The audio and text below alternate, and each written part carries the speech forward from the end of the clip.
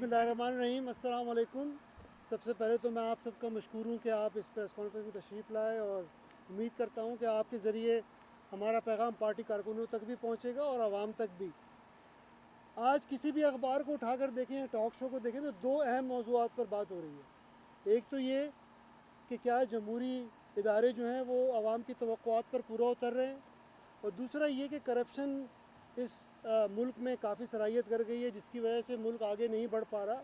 ये इंतहाई अहम इश्यूज़ हैं। लेकिन इन दो इश्यूज़ की बुनियादी वजह क्या है?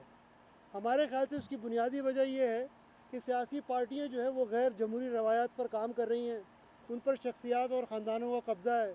और ये बात सिर्फ़ सरबराहों तक ही महदूद नहीं है। अगर आप डिस्ट्रिक्ट में भी जाएँ तो आप देखेंगे कि एक ही ख़ानदान का फ़र्द MP है, MNA है, DPO है, DCO है, और इन चंद ख़ानदानों का सियासी कब्ज़ा है इस मुल्क पर।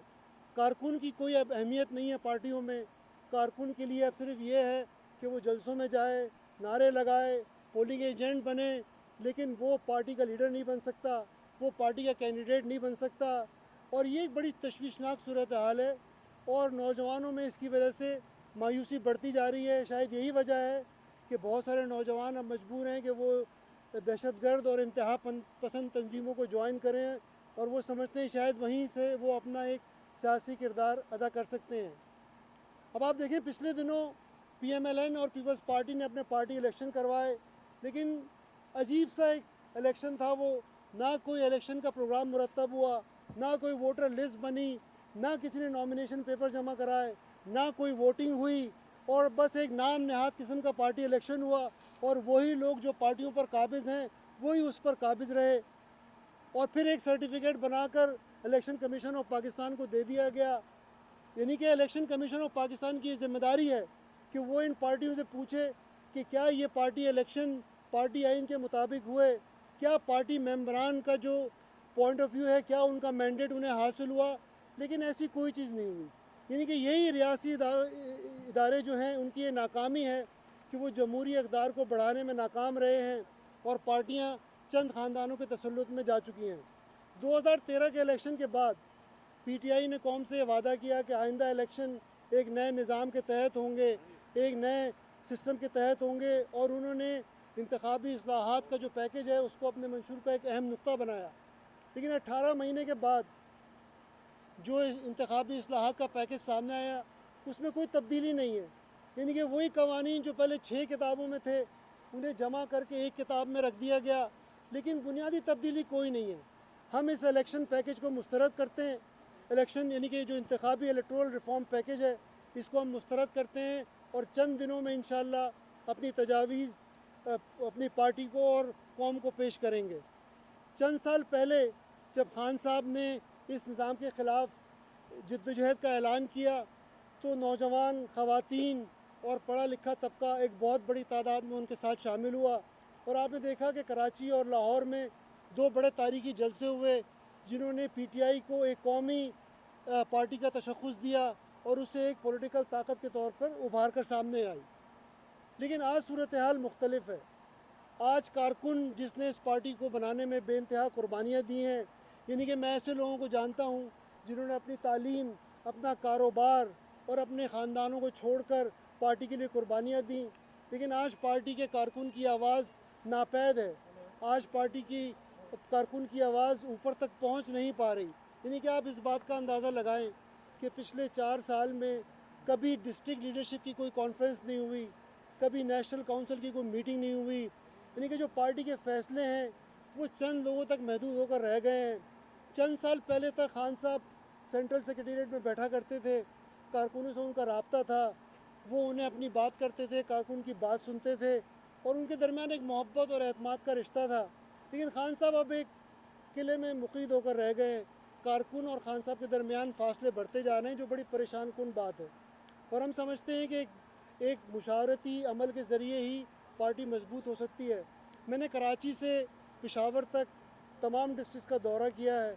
हर डिस्ट्रिक्ट में पार्टी में तफर्रुक़ा है, कई कई धड़े बने हुए हैं। हर धड़ा ये समझता है चूँकि पार्टी में कोई निज़ाम नहीं है तो शायद ज़ोर बाजू के तहत वो पार्टी में अपनी बात मनवा सकते हैं। और ये बड़ी परेशान कुन बात है, क्योंकि अगर हम 2018 के इलेक्शन में एक मुनक़सिम पार्टी के तौर पर जाएंगे तो शायद हम स्टेटस को का मुकाबला ना कर सकें। तो हम ये समझते हैं कि 2018 के इलेक्शन में कामयाबी हासिल करने के लिए 3 चीज़ें बहुत अहम हैं। एक तो ये कि पार्टी की तंजीम आइनी बुनियादों पर कायम हो और एक मुत्तहिद तंजीम हो, मुत्तहिद और मुतहर्रिक तंजीम हो। दूसरा ये कि जो पार्टी के उम्मीदवार हैं उनका इंतखाब एक अमल के ज़रिए किया जाए, ताकि जो लोग काबिल हैं, जिन्होंने पार्टी के लिए कुर्बानियाँ दी हैं, जो अपनी कॉन्स्टिट्यूंसी में अपना अच्छा नाम रखते हैं, जो पार्टी मंशूर को अच्छी तरह आगे बढ़ा सकते हैं और उस पर अमल कर सकते हैं, ऐसे उम्मीदवारों को मुंतखब किया जाए। और तीसरा ये कि एक ऐसा मंशूर मुरतब किया जाए जिसकी आवाम में पजीराई हो और लोग चौक दर चौक उसको वोट करें, तभी ये पार्टी कामयाब हो सकती है। अब सूरत हाल ये है कि खान साहब 272 हलकों पर ख़ुद तो इलेक्शन लड़ेंगे नहीं, ज़ाहिर है उन्हें उम्मीदवार भी चाहिए, लेकिन उन उम्मीदवारों की कामयाबी के लिए ये भी ज़रूरी है कि एक तंजीम हो जो आज मौजूद नहीं है। तो हमारी परेशानी ये है कि ऐसी सूरत हाल में जब पार्टी की तंजीम कमज़ोर है, जब पार्टी के अंदर तफर्रुक़ा है, तो हम किस तरह 2018 के इलेक्शन में हिस्सा लेंगे और एक अक्सरियती जमात के तौर पर उभरेंगे। इसी परेशानी को मद्देनज़र रखते हुए आज हम ये प्रेस कॉन्फ्रेंस कर रहे हैं, क्योंकि हमारे पास 1 साल का वक्त है। इस 1 साल में हम अगर कोशिश करें तो पार्टी को मुत्तहद और मुनज़्ज़म कर सकते हैं और 2018 के इलेक्शन के लिए उसको तैयार कर सकते हैं। और अगर हम ऐसा ना कर पाए तो शायद 18 के इंतखाब के नताइज वो ना हों जिसकी कौम को भी उम्मीद है और हमें भी।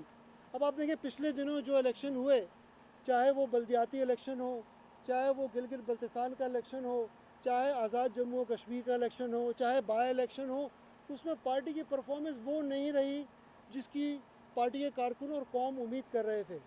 अब उन वजूहात पे हमें गौर करना चाहिए कि क्यों हम इन इलेक्शंस में कामयाब ना हो सके। आप देखें मियांवाली डिस्ट्रिक्ट में पार्टी की मेजॉरिटी थी, लेकिन उसके बावजूद हम वहाँ अपना नाज़िम मुंतखब ना कर सके। ये परेशानी की बात है। यकीनन कुछ बैरूनी अवामिल भी होंगे, लेकिन हमें इस बात पर भी गौर करने की ज़रूरत है कि क्या हमारी पार्टी में कुछ कमियाँ कमज़ोरियाँ हैं जिन्हें दूर करने की ज़रूरत है। तो हम ये चाहते हैं या हम ये दरख्वास्त करना चाहते हैं खान साहब से कि वो पार्टी को मुत्तहद करने के लिए एक मुशावरती अमल शुरू करें, जितने फैक्शंस हैं उनको एक टेबल पर बिठाएं, पार्टी आइन को खोलें और उसके अंदर मौजूद जो बहुत सारे ऑप्शंस हैं उसमें से किसी ऑप्शन को चुनकर एक एक एक आइनी तंजीम तरतीब दें जो उनके साथ मिलकर 2018 का इलेक्शन लड़े। इसी पैगाम के साथ हमने आज ये प्रेस कॉन्फ्रेंस की है। कोई सवाल अगर आपके हो तो। ये बताएं कि खान साहब पनामा लीक्स में मसरूफ़ है बहुत ज़्यादा, आप नहीं समझते कि वो मसला ज़्यादा अहम है, ज़्यादा बड़ा है? बहुत अहम मसला है पनामा का, यानी कि करप्शन बसाते खुद एक अहम मसला है, लेकिन पार्टियों में इतनी गहराई होनी चाहिए कि वो कई चीज़ों पर एक साथ काम कर सकें। अब यकीनन पनामा पता नहीं कब तक चलेगा, लेकिन क्या इस दौरान हम तंजीम पर तवज्जो ना दें?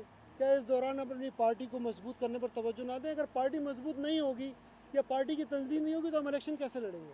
कुंडी साहब ये बताइएगा कि बेहतर ना होता आप खान साहब से मिल लेते, और अगर वो खुद भी तो कम से कम 2-4 उनके नुमाइंदे आपके साथ जॉइंटली प्रेस कॉन्फ्रेंस करते। इससे तो ये तासुर जा रहा है शायद आप तहरीक इंसाफ से एक अलहदा होकर कोई फॉरवर्ड ब्लॉग बनाना चाह रहे हैं या बहुत सख्त नाला है तहरीक इंसाफ से। बात यह है कि कई तरीके हैं जब आप पॉलिटिक्स में हैं, तो एक ये भी एक तरीका है प्रेस कॉन्फ्रेंस के जरिए अपना पैगाम पहुंचाने का, और यकीनन मेरा ख्याल है ये पैगाम उन तक पहुंचेगा।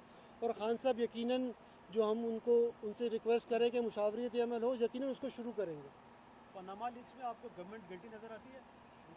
देखिए ये तो कोर्ट में है, मैं इस पर क्या आपको कह सकता हूँ, कोर्ट फैसला करेगी। लेकिन यकीनन सियासी तौर पर लोग ये आज सोचने पर मजबूर हैं कि क्या करप्शन वाकई की गई है कि नहीं की गई। ये एक सवाल तो पैदा हो गया है ना। पीटीआई के स्टैंड से आप मुत्तफिक है कि नहीं पनामा लीक्स? डेफिनेटली मुत्तफिक है, क्यों नहीं। यानी कि करप्शन ख़त्म करना एक अहम काम है, और जिसमें इसमें खान साहब को क्रेडिट जाता है कि उन्होंने इस इशू को लाइव रखा और इसको फ्रंट से लीड कर रहे हैं। वो खुद मौजूद होते हैं सुप्रीम कोर्ट में रोज़, ये बड़ी अच्छी बात है, वो खुद फ्रंट से लीडरशिप कर रहे हैं इस मामले में। ये पुलिस बताएं साहब इंट्रा आपके पार्टी लोगों इलेक्शंस होने जा रहे थे, लेकिन उससे पहले हमने देखा कि धड़ेबंदी का शिकार होगी तहरीक इंसाफ। तो क्या समझते हैं कि पार्टी की मजबूती के लिए, पार्टी में जमहूरी इक़्तिदार की मजबूती के लिए इलेक्शंस होने चाहिए इंट्रा पार्टी? देखिए पार्टी के जो कारकुन हैं उनकी तो ये ख्वाहिश है कि इंट्रा पार्टी इलेक्शन होना चाहिए, लेकिन हम कोई प्री कंडीशन नहीं रख रहे, इसलिए कि प्री कंडीशन रखकर अगर आप जाएंगे तो फिर तो मुशावरत सही नहीं होगी। हम ये समझते हैं कि मुशावरत का जब अमल होगा, जब आइन को खोला जाएगा तो यकीनन उसमें ऐसे ऑप्शन मौजूद हैं कि उसमें पार्टी की तंजीम बन सकती है। पुलिस साहब, एक तो पहले आपके अलावा एक अकबर एस बाबर साहब हैं जो काफ़ी ज़्यादा तनकीद कर रहे हैं, इलेक्शन कमीशन में भी पीटीआई के खिलाफ गए हुए हैं, आपका उनके साथ कोई राब्ता है? देखिए, वो पार्टी के मेंबर थे पहले वो, तो उनसे रब्ता तो ज़रूर होता है, लेकिन हमारा उनसे कोई ताल्लुक नहीं है। वो अपने तौर पर एक अमल कर रहे हैं, वो अपने तौर पर गए हैं कोर्ट में, हमारा उनसे इस मामले में कोई ताल्लुक नहीं है। अच्छा, वो इसलिए कह रहा हूँ कि पीटीआई वाले ये इल्ज़ाम लगाते हैं कि उनके पीछे नून लीग है, गवर्नमेंट है, तो फिर आप पर भी यही एलिगेशन आएगा कि आप भी हुकूमत की तरफ से उन पर कोई क्रिटिसिज्म कर रहे हैं, उनको पनामा लीक्स पर जो प्रेशर पड़ा है गवर्नमेंट को, उसको कम करने की कोशिश कर रहे हैं, इस तरह के इनकी तरफ से यकीनन एक अभी तक मैंने जितनी बात की उसमें पार्टी के खिलाफ क्या बात है? नहीं, मतलब ओपनली आप आके करें ना मीडिया पे, आप तो एक घर की बात है तो बैठ के देखिए ना, करें। मैंने आपसे कहा ना कि पहले खान साहब सेक्रेटरीट में बैठते थे, तो लोग जाते थे, उनसे मुलाकात हो जाती थी। अब यकीनन खान साहब एक मसरूफ़ आदमी है, ये तो मुमकिन नहीं है कि वो रोज़ सेक्रेटरीट में बैठे, लेकिन कोई ऐसा अमल होना चाहिए कि हफ्ते में एक दफ़ा, महीने में एक दफ़ा खान साहब की कारकुनों से मुलाकात हो और वो कारकुन उनको अपनी ज़मीनी हक़ाइक़ से आगाह करें। हमें ये महसूस होता है कि खान साहब को ज़मीनी हक़ाइक़ से आगाही नहीं है अब, क्योंकि कारकुन से उनका रब्त मुनक़ता हो चुका है। अब आप खुद देखें ना, ये बैरियर है, आगे 2 बैरियर और हैं, तो ये मुश्किल हो गया खान साहब से मिलना। तो कोई एक हफ्ते में दिन या महीने में दिन ऐसा हो जब खुली कचहरी वो लगाएं, लोग खुलकर आएँ और उनसे बात करें, उनकी बात सुनें भी, अपनी बात सुनाएं भी उन्हें। आपने बाकी जो लीडरशिप है उससे रब्ता नहीं किया खान साहब से? हमारा सबसे राब्ता है, हमारा सबसे राब्ता है, हम अपना पॉइंट ऑफ व्यू सबके सामने रखते हैं। और आज जो ये कोशिश है उसका भी मकसद यही है कि शायद इससे मुशावरत का अमल शुरू हो सके, क्योंकि आज वक्त किसी से गुजरता रब्ता जा रहा है। आज आज मेरा किसी से रब्ता नहीं हुआ, पुलिस नहीं। साहब, ये बताइएगा, अगर आपकी इस प्रेस कॉन्फ्रेंस के बाद भी कोई सुनवाई नहीं होती, खान साहब तक बात नहीं पहुंचती, तो क्या आप स्टिल तहरीक इंसाफ में ही रहेंगे या फिर कोई उस पार्टी में कोई फॉरवर्ड ब्लॉक बनाएंगे या किसी अगला अदर क्या पार्टी लाएअमल में होगा अगर- अगला लाएअमल देखिए, होगा? मेरा पार्टी अल्हम्दुलिल्लाह पार्टी कारकुनों से रब्ता है। मैं ये क्लेम करता हूँ कि 5 साल में जितने मैंने दौरे किए हैं डिस्ट्रिक्ट्स के, किसी ने नहीं किए होंगे खान साहब के अलावा।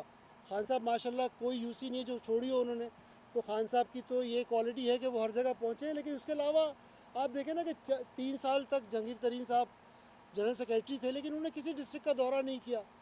आप ये बताएं, 4 साल में कोई डिस्ट्रिक्ट लीडरशिप कॉन्फ्रेंस नहीं हुई जो होनी चाहिए। वहीं से डिस्कशंस होंगी, वहीं डिबेट होगी, वहीं एक दूसरे की बात को सुना जाएगा, समझा जाएगा।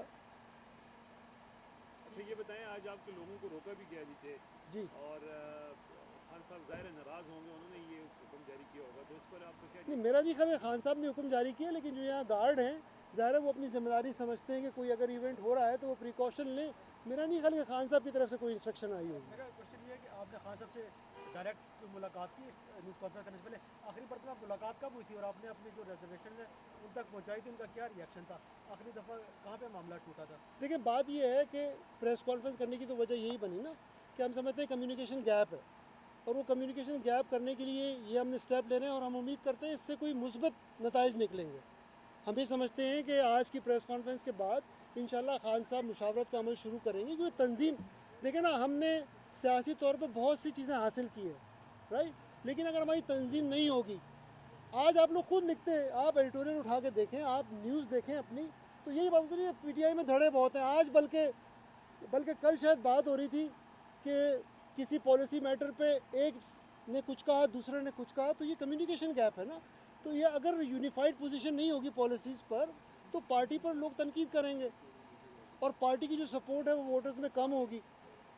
Thank you thank you ji. Thank you, आप सबका शुक्रिया बहुत, थैंक यू।